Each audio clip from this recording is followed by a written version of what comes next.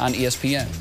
The last time the Nevada Wolfpack cracked the college football top 25, Harry Truman was president. And just in case history lessons today aren't quite what they were, that was 62 years ago. 62 years ago. Thanks to convincing wins over Eastern Washington, Colorado State, Cal, and BYU, Nevada is back in the rankings, just making the cut at number 25. Leading the charge from the sidelines, their head coach Chris Ault, who quarterbacked Nevada back in the 60s and has been with the program for 39 years. And Coach Ault joins us now on First Take. Coach, what does it mean to this program to be ranked in the top 25 again? Dan, it's terrific. You know, it's exciting. The kids have worked hard. It certainly gives you a little extra fuel and motivation, and now you got to figure a way to stay there, as you well know.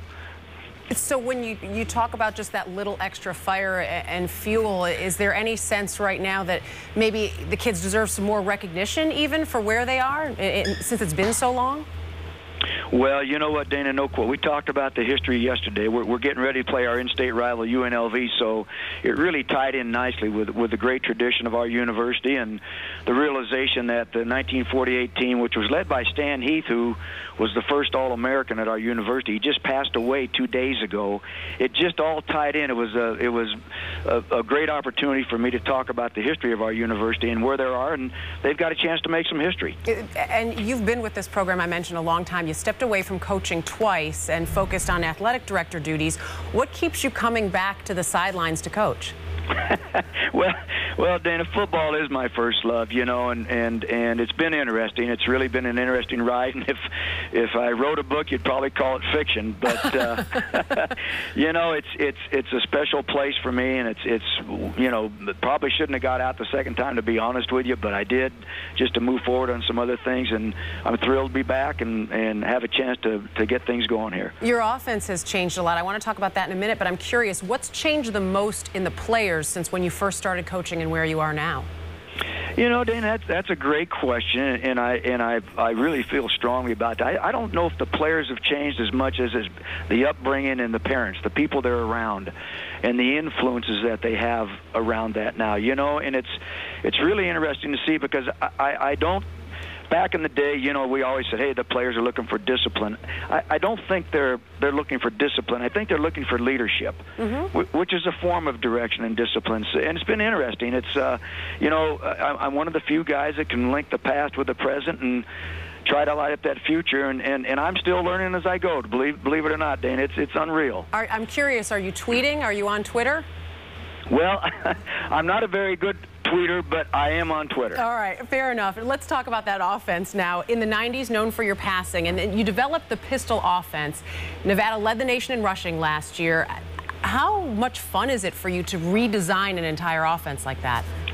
You know what, Dana, and it's been so much. It's remotivated me. It's rekindled me. I've always been, you know, a guy interested in the offense, but it's been not only a lot of fun.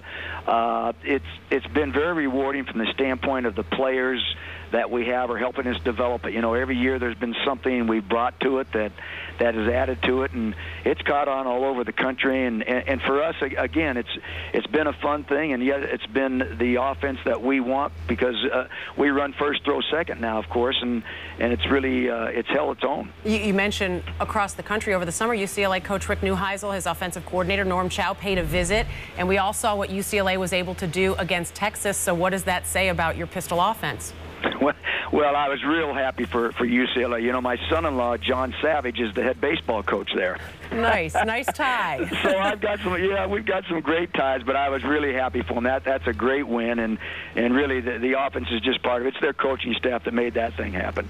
Also, you mentioned when you're talking about the offense, the players that you have, Colin Kaepernick, your quarterback, really overlooked, I would say, when you look at some of his numbers. Could be the first quarterback to pass for over 2,000 yards and rush for over 1,000 yards 3 consecutive seasons.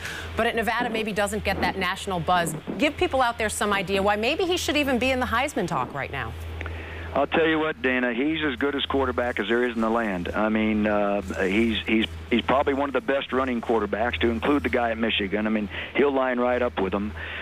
His throwing has become much more effective this year. He went back to the Manning clinics with the Manning brothers and had some fun there and really learned an awful lot. But he has learned to throw the touch ball, and it has become really. I've told him, you've gone from being a thrower to a passer now, and that's really lifted our offense. Well, I think if people get a chance to check him out, they certainly should. Obviously, you know, all eyes will be on you when Boise State comes up later in November. A lot of people looking to you to be the one team that can beat the Broncos. Coach, we wish you luck. Congratulations on the ranking. I know it's one game at a time, so good luck in the next one. Thanks, Dana. Appreciate the opportunity to visit with you. Our pleasure. And up next, as you heard Coach mention, will be the Runnin' Rebels of UNL.